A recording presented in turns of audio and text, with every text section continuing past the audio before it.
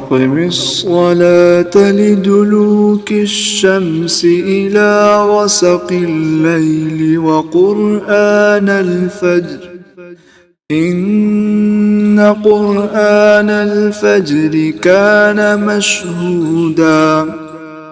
ومن الليل فتهجد به نافلة لك عسى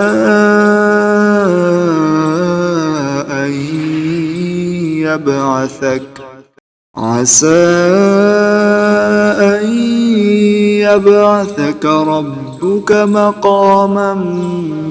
محمودا وقل رب أدخلني مدخل صدق وأخرجني مخرج صدق واجعل لي من لدنك سلطانا نصيرا وقل جاء الحق وزهق الباطل إن الباطل كان زهوقا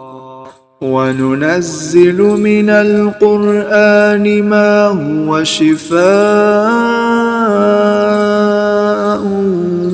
ورحمة للمؤمنين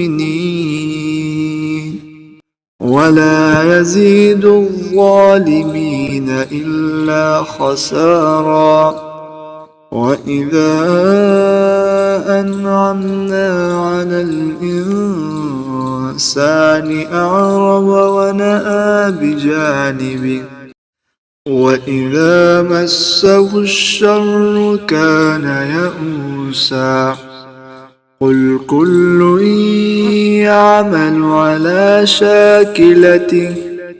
فربكم أعلم بمن هو أهدى سبيلا.